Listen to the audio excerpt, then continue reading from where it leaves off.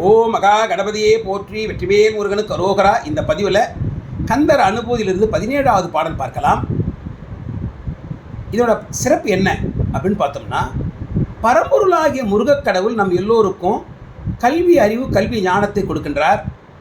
அதை கொண்டு நமது நாவினால் முருகப்பெருமானுடைய திருப்புகழை பெருமையை நாம் பேச வேண்டும், சொல்ல வேண்டும்.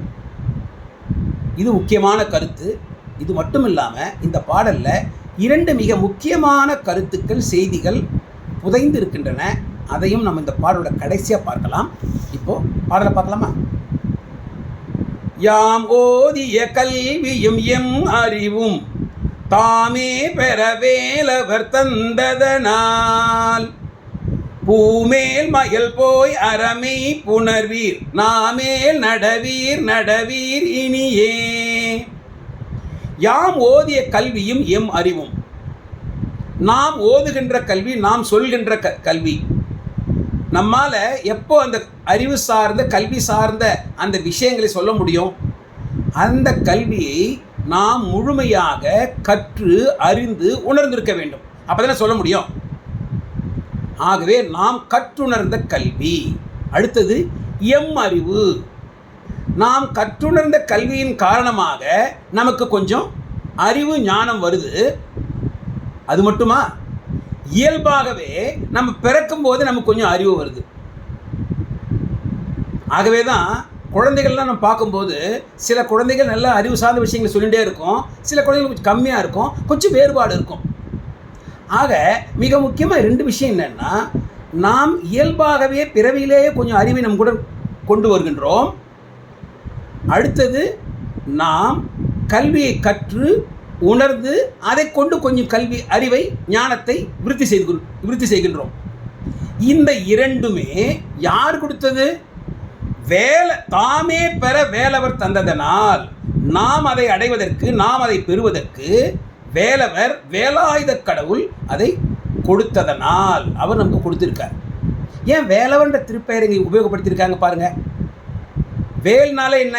அருள் ஞானம். இங்கே என்ன பேசப்படுது? கல்வி ஞானம். ஆகவே வேலவர் என்ற திருப்பெயர் அங்கே உபயோகப்படுத்தப்பட்டிருக்கு. சரி, வேலவர் வேலாயுத கடவுள் நமக்கு இயல்பாகவே நம்ம கூட கொஞ்சம் அறிவை அனுப்பிச்சிருக்கார். அது மட்டும் இல்லாமல் நமக்கு இங்கேயும் படித்து அதை உணர்ந்து அந்த அறிவை விருத்தி செய்ய வச்சிருக்கார். அதனால் பூமேல் மயல் போய், பூமி, ஸ்ரீதேவி பூதேவின்னு சொல்கிறோம் இல்லையா? பூமி, அந்த பூமியின் மேல் மயல், ஒரு மயக்கம், ஒரு ஆசை, அது போய் அந்த ஆசை மயக்கம் விலகி. பூமேல்னா அப்போ பூமியின் மீது இருக்கிற அது மண்ணாசை மட்டும் நம்ம நினச்சக்கூடாது.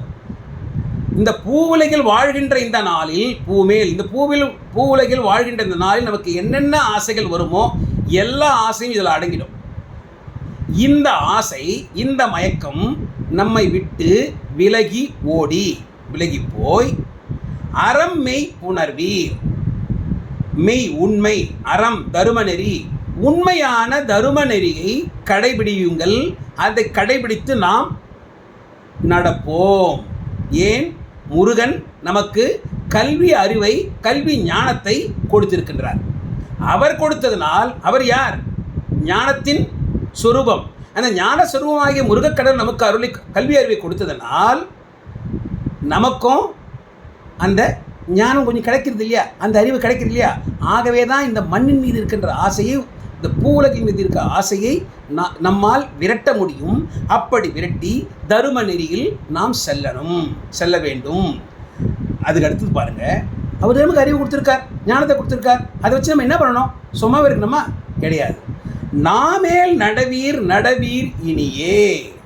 உங்கள் நாவை கொண்டு முருகப்பெருமானுடைய உங்களுக்கு அறிவு ஞானம் அதை கொடுத்த அந்த முருகனுடைய திருப்பெயரையோ அவருடைய புகழையோ அவரது புராணத்தையோ அவரது பெருமையை பேசிக்கொண்டே இருக்க வேண்டும், சொல்லிக்கொண்டே இருக்க வேண்டும். நாமேல் நடவீர் அந்த மாதிரி நீங்கள் உங்கள் காலத்தில் நீங்கள் அது மாதிரி செய்யணும். இதில் 2 முக்கியமான விஷயங்கள் நம்ம இப்போ கவனிக்கணும். முருகக்கடவுள் நமக்கு அறிவாகிய ஞானத்தை கொடுத்திருக்கின்றார். அதன் காரணமாக இந்த உலகியல் ஆசை இந்த மயக்கத்திலிருந்து நாம் விலகி அவர் இந்த நாவை கொண்டு நமக்கு அறிவை கொடுத்த அந்த பரம்பொருளின் பெருமையை புகழை நாம் எடுத்துரைக்க வேண்டும், பேச வேண்டும். அருணகிரிநாதருக்கு அந்த அறிவு ஞானம் முருகன் கிடைத்தது. அவர் என்ன பண்ணார்? நமக்கு முருகனை நோக்கி அனுபூதி கொடுத்தார், அலங்காரம் கொடுத்தார், திருப்புகழ் கொடுத்தார், திருவகுப்பு கொடுத்தார், இந்த மாதிரி கொடுத்தார்.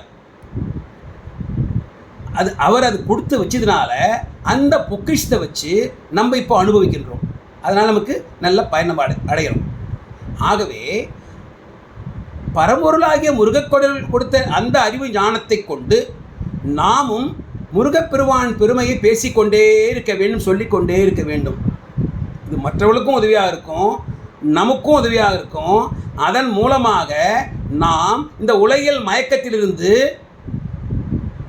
எளிதாக கொஞ்சம் வெளியே வந்துடலாம். இது ஒரு முக்கியமான செய்தி. இன்னும் அடுத்தடுத்து மிக மிக முக்கியமான செய்தி என்னன்னு பார்த்தோம்னா, ஒரு செல்வந்தர் இருக்கார். செல்வம் நமக்கு வந்துட்டே இருக்குது.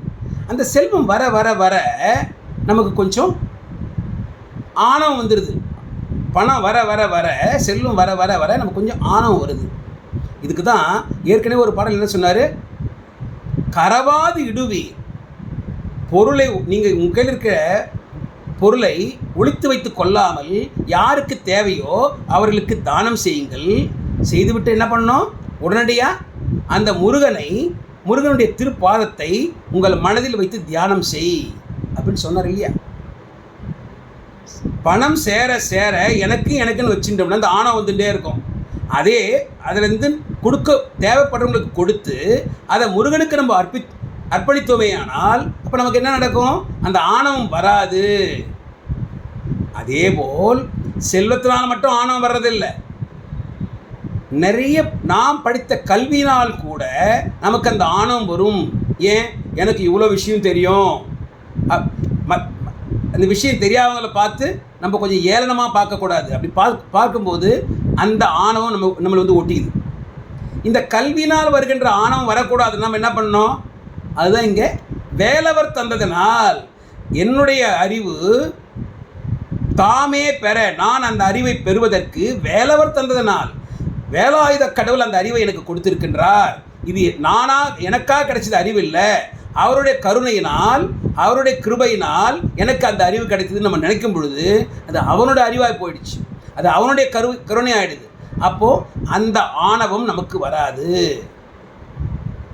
ஸோ மிக முக்கியமாக 2 செய்தி. நாம் கற்ற கல்வியை கொண்டு நாம் ஆணவம் அடையக்கூடாது.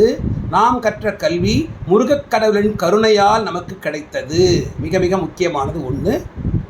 அடுத்தபடியாக அந்த கருணை காரணமாக முருகன் அருளிய நமக்கு அந்த ஞானத்தை கொண்டு அவனது திருப்புகழை, பெருமைகளை நமது நாவினால் ஓத வேண்டும், சொல்ல வேண்டும். அவனது பெருமைகளை சொல்லி சொல்லி மகிழ்ச்சி அடைய வேண்டும். இவ்வளோ சிறப்பு வாய்ந்த பாடல் இந்த பாடல் நம்ம பாட நமக்கு கொஞ்சம் கொஞ்சமாக நமக்கு நம்முடைய இந்த கல்வியினாலான ஆணவம் நம்மளை விட்டு விலகும். முருகனுடைய பெருமையை பாட இன்னொன்று நடக்கும். இந்த பூவுலகில் இருக்கின்ற இந்த ஆசை நம்மை விட்டு விலகி ஓடும். பாடலை பார்க்கலாமா? யாம் ஓதிய கல்வியும் எம் அறிவும் தாமே பெற வேலவர் தந்ததனால் பூமேல் மயல் போய் அறமை புணர்வீர் நாமேல் நடவீர் இனியே. வெற்றிவேல் முருகனுக்கு அரோகரா, ஞானவேல் முருகனுக்கு அரோகரா, கந்தவேல் முருகனுக்கு அரோகரா.